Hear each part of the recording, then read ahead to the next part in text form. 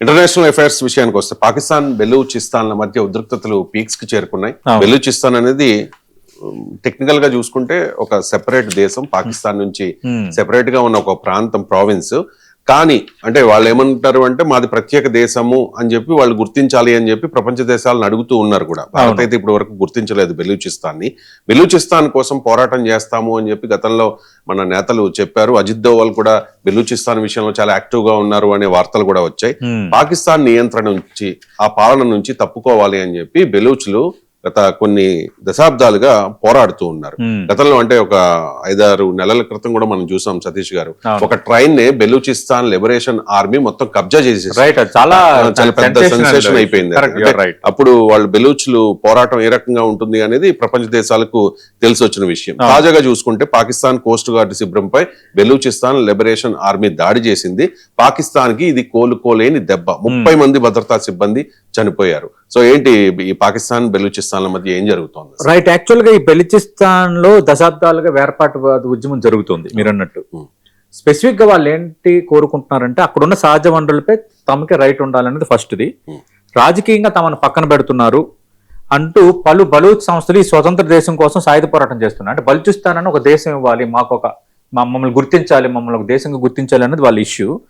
రెండోది, దీంట్లో అంటే ఈ వేర్పాటువాదులు అనాలి, లేదంటే వాళ్ళ హక్కుల కోసం పోరాడుతున్న వాళ్ళు అనాలి. వీళ్ళని ఈ 2 రకాలుగా మనం పిలవచ్చు ఎలా అయినా.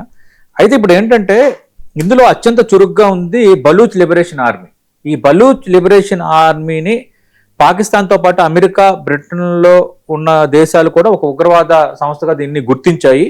ఇప్పుడు తాజాగా ఈ దాడి జరిగిన ప్రాంతం ఎక్కడంటే గ్వాదర్ అండి. ఈ గ్వాదర్ అనేది వ్యూహాత్మకంగా అత్యంత కీలకమైనది. ఇక్కడ చైనా పాకిస్తాన్ ఆర్థిక కారిడార్ లో భాగమైన గ్వాదర్ పోర్ట్ ఉంది. ఈ పోర్ట్లో పాకిస్తాన్ భద్రతా బలగాలు ఎక్కువగా ఉంటాయి, ఆ సరిహద్దులో ఉన్నది కాబట్టి. అలాగే ఇక్కడ భద్రతా దళాలు, ప్రభుత్వ సంస్థలు, అలాగే చైనా ప్రాజెక్టుల పైన కూడా ఈ బిఎల్ఏ అనేది గతంలో చాలాసార్లు దాడులు నిర్వహించింది.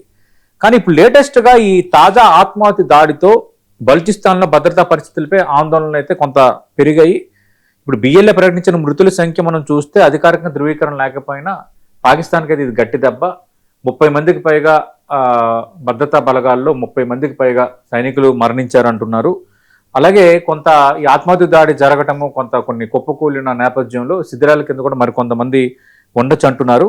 ఇక్కడ సమస్య ఇష్యూ ఎక్కడ జరిగిందంటే ఇది గ్వాదర్ జిల్లాలో జివాని అనే ప్రాంతంలో జరిగింది. ఈ పన్వాన్ పాకిస్తాన్ కోస్ట్ గార్డ్ బేస్ పైన ఈ ఆత్మహత్య దాడి జరిగింది. చాలా బిగ్ దాడే. పేళ్లు పదార్థాలతో నిండిన వాహనాన్ని శిబిరంలోకి పేల్చేస్తారు. అంటే ఆత్మహత్య దాడి. 30 మంది పాకిస్తాన్ పారామిలిటరీ సిబ్బంది మరణించారు, డజన్ల కొద్ది గాయపడ్డారు. ఈ సంఘటనకు తమదే బాధ్యతను ఆల్రెడీ నిషేధిత వేర్పాటువాద సంస్థ బలూచ్ లిబరేషన్ ఆర్మీ, మనం ఇందులో అనుకున్న బిఎల్ఏ ఆల్రెడీ అనౌన్స్ చేసింది కాబట్టి వాళ్ళని ఇంకా ఫిక్స్ అయిపోయినట్టే.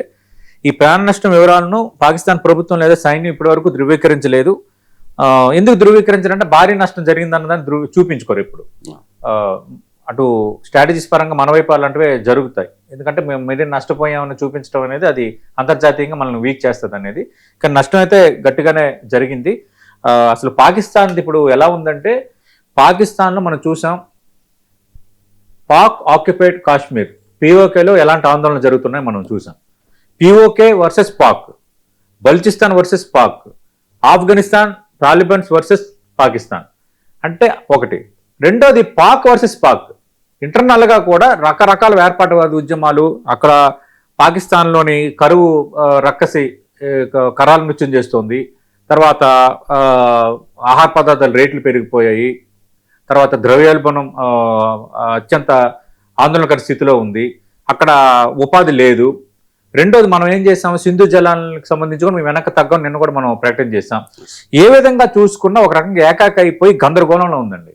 ఇప్పుడు తెలుస్తుంది పాకిస్తాన్కి అంటే పెయిన్ ఎట్లా ఉంటుంది అని. మన వైపు ఎంతసేపు సరిహద్దుల రూపంలో మన మీద దాడులు చేసి మనల్ని ఇబ్బంది పెట్టాలి, భారత్ సౌఖ్యంగా ఉంటే చూడలేని తత్వం, ఇక్కడ డివిజన్ తేవాలని కొందరిని రెచ్చగొట్టడం, ఇక్కడ ఏమైనా ఉద్యమాలు జరుగుతుంటే వాళ్ళని రెచ్చగొట్టడం, ఇవన్నీ చేసిన పాకిస్తాన్కి ఇప్పుడు ఎలా అయిపోయిందంటే ఇంక 3 చెరువుల 3 వైపులా నీరు అన్నట్టుగా పరిస్థితి ఉంది. ఎటు వెళ్ళినా మునిగిపోయే వాతావరణం ఉంది. ఇప్పుడు లేటెస్ట్గా ఈ బలూచిస్తాన్ ఆర్మీ చేసిన దాడి అంటే చాలా పెద్ద దాడి. ఇందాక మనం అనుకున్నట్టుగా తాలిబాన్కి సంబంధించి ఈ మధ్యకాలంలో జరిగిన దాడులు, వాళ్ళు వీళ్ళ మీద దాడి చేయడం, అక్కడ కూడా మరణాలు సంభవిస్తున్నాయి, పాకిస్తాన్ ఆర్మీకి విపరీత నష్టం కలుగుతోంది, పీవైకోలో జరుగుతున్న ఇష్యూస్ మనం చూస్తున్నాము. రియల్లీ ఇది ఒక బిగ్ ఇష్యూనే. పాకిస్తాన్ మరి దీన్ని ఏ విధంగా తేల్చుకోబోతుందో చూడాలి.